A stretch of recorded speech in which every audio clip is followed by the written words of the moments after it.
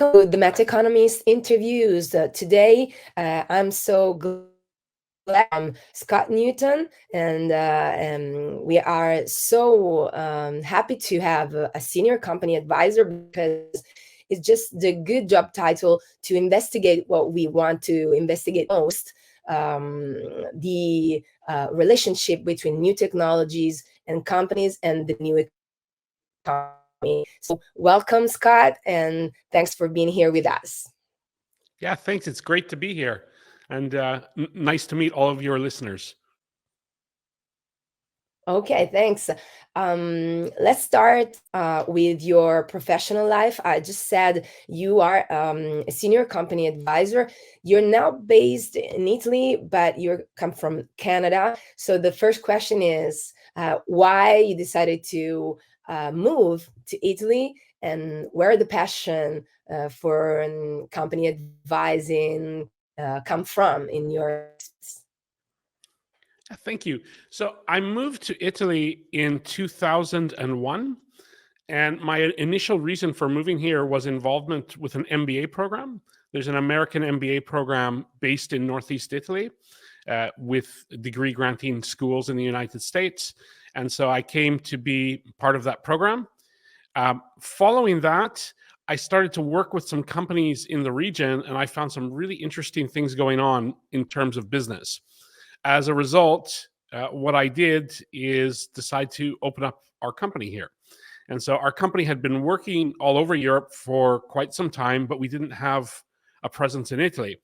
And so I opened our first office in Italy in Treviso, and that was in 2004. Perfect. So it's an Italy love story or just a job work story? Well, so there's a lot of different elements in this, and depends who you talk to. So I did end up getting married to my wife, obviously, who's Italian, but that was later. So I didn't Okay. actually meet her until 2009. So I'd already been here about 8 years.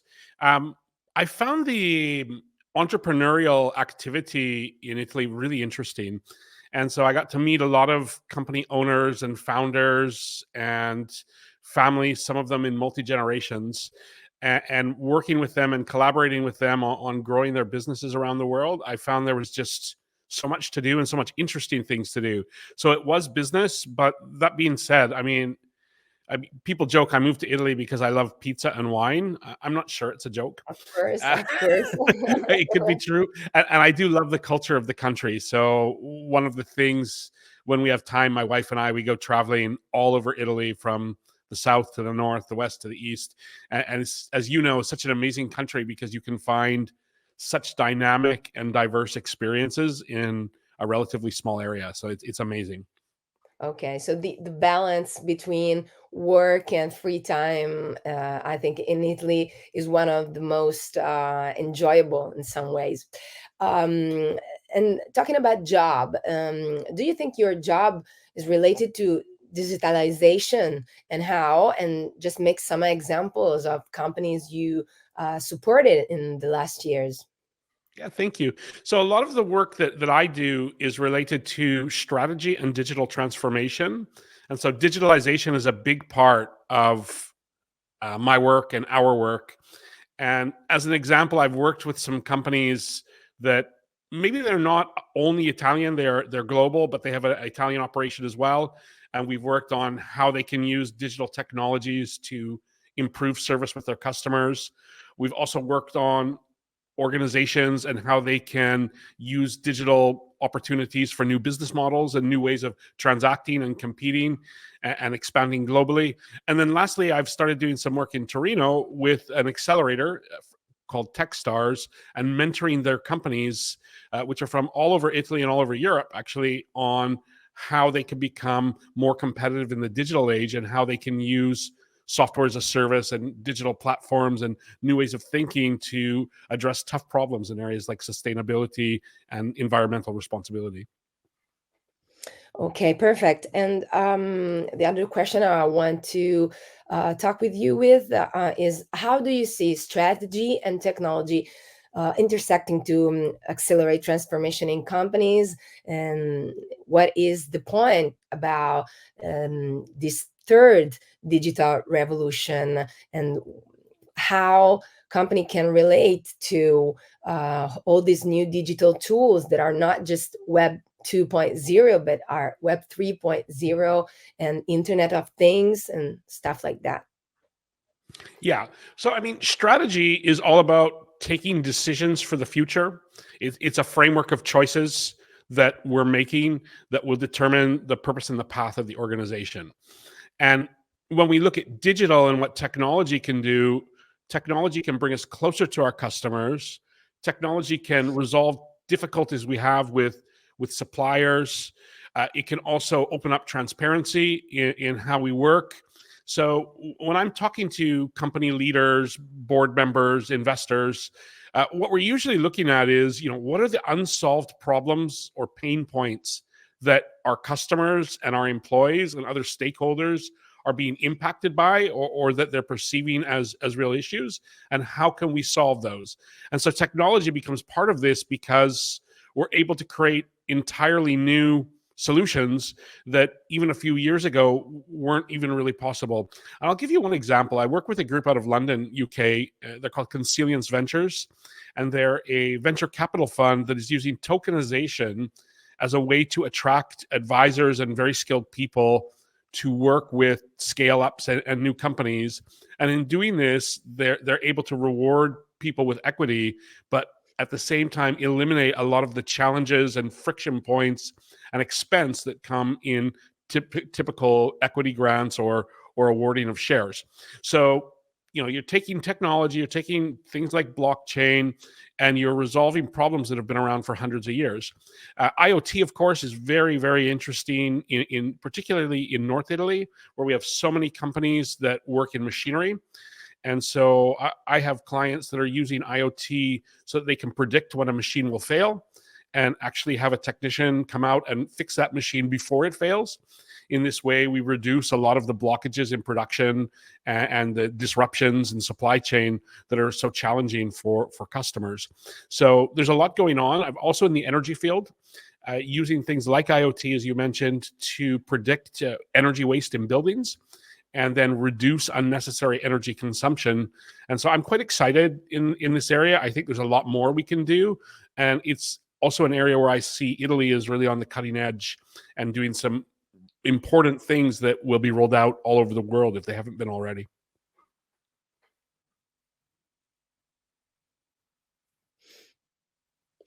Okay, so I've already understood that in the battle between new tools and old tools, you're absolutely pro the newest ones. And did you ever experience immersive virtual or augmented reality for your customers and the companies you are working with? Yeah, it's a great question.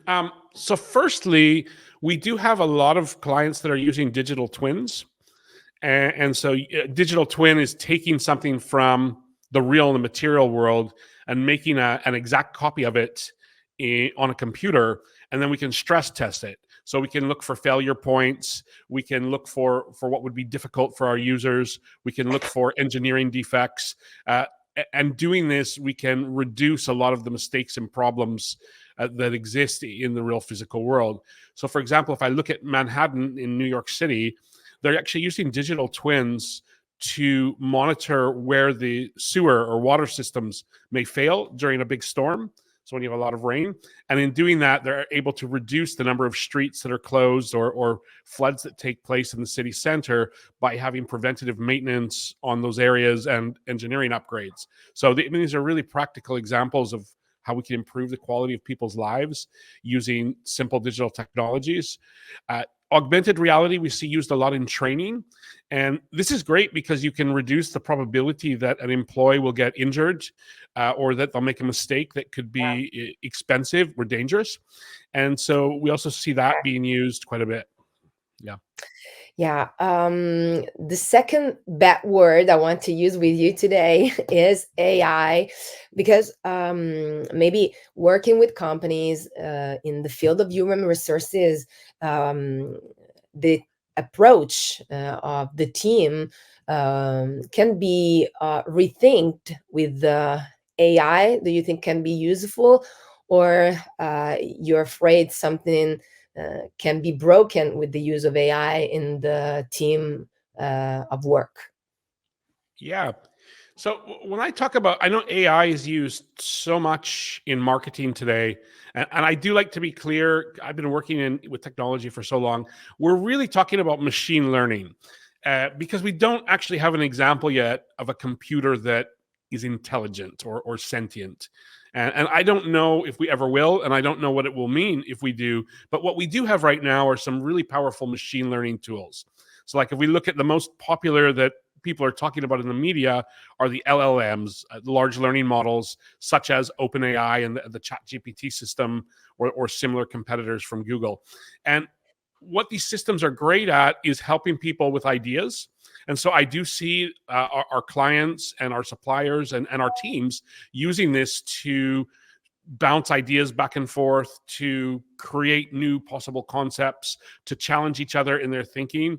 And I think as long as we're aware of limitations in terms of intellectual property, this is a really powerful tool. So I'm not afraid about using these tools. I'm afraid that people depend on them as opposed to using them for what they're really intended, which is they should be an assistant to the human thinking. They don't replace human thinking, they augment it.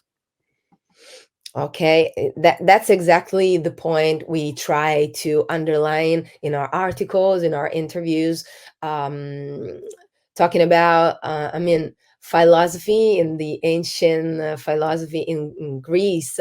One of the Platon,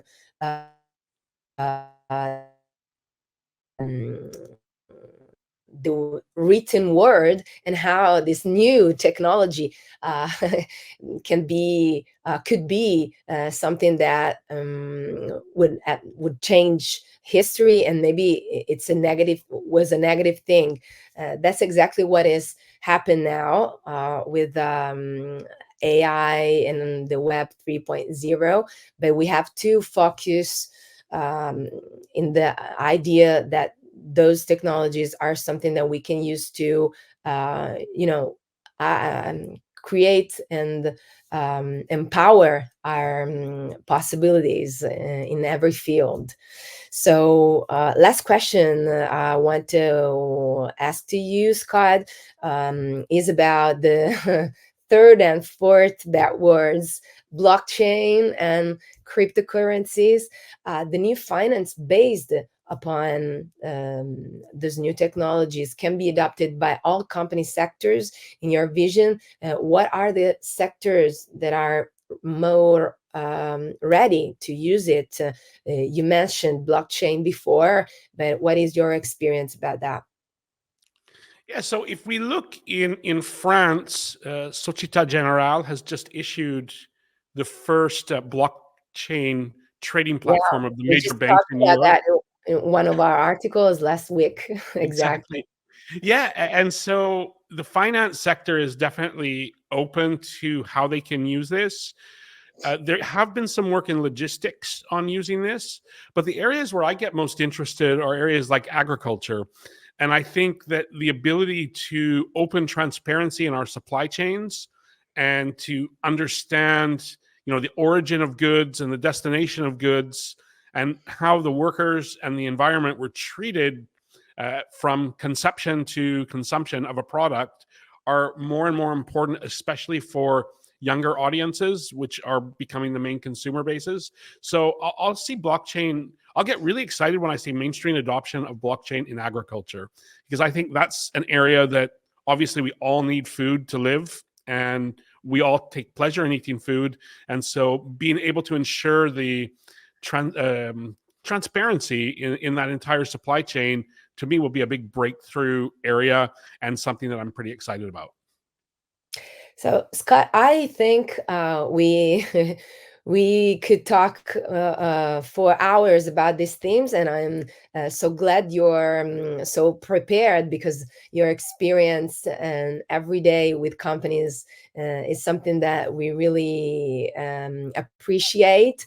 And so the time is running out for us, but I really want to thanks you and the company you mentioned. And I'm really thankful to you to have been here at the Meta Economist TV. Hey, thank you, Ilaria. It's been great having this discussion with you, and I really appreciate the opportunity to speak with you on these important topics.